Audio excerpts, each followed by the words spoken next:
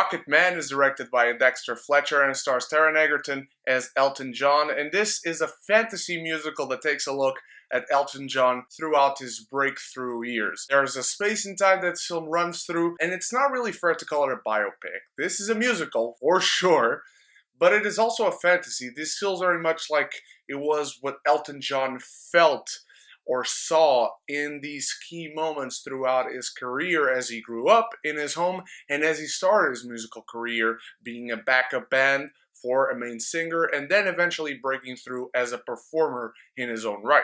Let me start by congratulating the performances, especially Taron Egerton, who is phenomenal in this film. He's just that good. He embodies this persona of Elton John so well. He completely disappears into the role, and I already liked him before. I've seen really good performances from him in the Kingsman movies, Eddie the Eagle, which was also directed by Dexter Fletcher. Absolutely mesmerized at what he was able to accomplish in this film as Elton John. And Elton John himself says that Taron has his blessing and no one was ever able to capture his mannerisms and his persona this well. The costumes are lavish and incredible to look at, and this leads me into the production design and cinematography. Everything looks freaking brilliant and as authentic as it can be. I don't think you can point a finger at one single costume, at one single set in this film, at one single scene where the cinematography doesn't look right, because it does. From the colors to the lighting, everything is kind of delicious to look at. But Taron Egerton is not the only great performer in this film. Richard Madden is really good, but Jamie Bell, who plays Elton John's best friend Bernie, that friendship in this film is the best relationship throughout. And apart from Elton John's family, it's actually the only relationship that I felt was really developed and explored and had layers to it. You see it mostly from Elton's perspective, but when there are moments where Bernie is on screen and sharing scenes with him, you have Elton saying things about their relationship that you find out not to be true, but because that friendship, that bond was so strong, they got over some rough patches really quickly. The film throughout has this focus on Elton John sharing his stories and his experiences with this support group, because he's been dealing with drugs and with drinks, and he's just addicted to a lot of things that you should not be addicted to. And that's one of the moments that grabs you onto the film. That's when the movie starts and you get to see Taron Egerton just vent and become this character wholeheartedly throughout the entire film. The musical numbers are just tremendously done.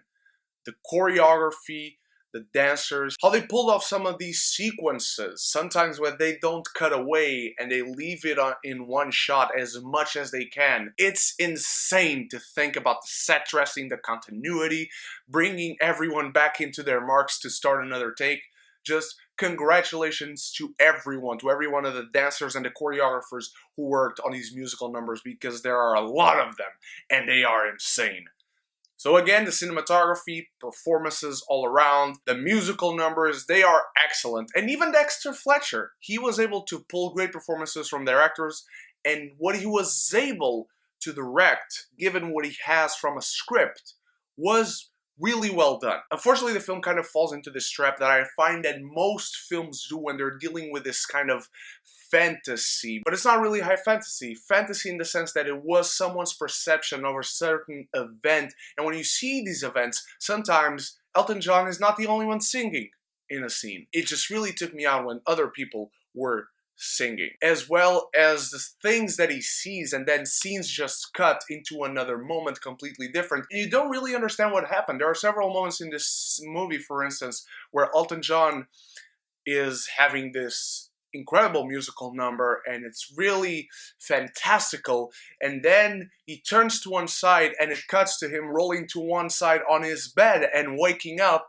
and you don't really understand what was a dream, what wasn't a dream, who was included in that dream and who wasn't really included in that dream. Were people really doing those things that we were seeing them do, or was that just from Elton's perspective and they were doing something else? The film doesn't really make that clear, and it really took me out when they tried to do things like this. Which leads me to my other problem, which was these musical numbers. As spectacular as they are, the film many times hit these dramatic heights that were so incredible and allowed the actors to give such incredible performances, and as soon as you thought they were going to dive into these dramatic moments and explore them and see how our characters got out of it and how they prevailed over these dramatic situations and these struggles and these setbacks, the film jumps into a musical number, and when it's over, it's on a completely different moment in time, and that drama is done with. For instances, there's a loving relationship between Richard Madden's character John Reed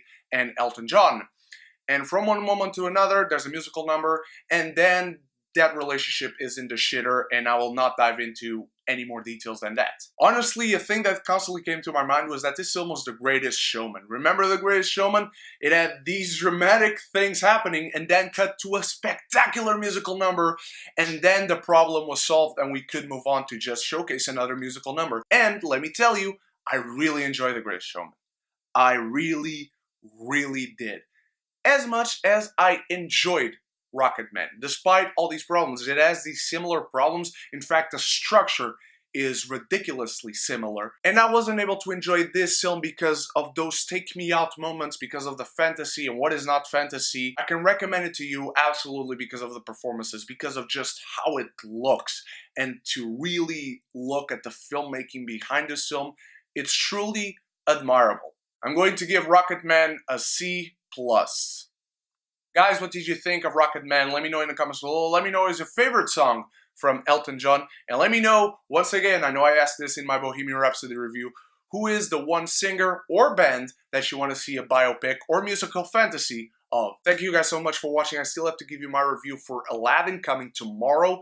And I still need to get done my reviews for Arrow Season 7, Flash Season 5, and now Legends of Tomorrow. Thank you so much once again. You guys are the best. So until the next review, stay beautiful and stay geeky.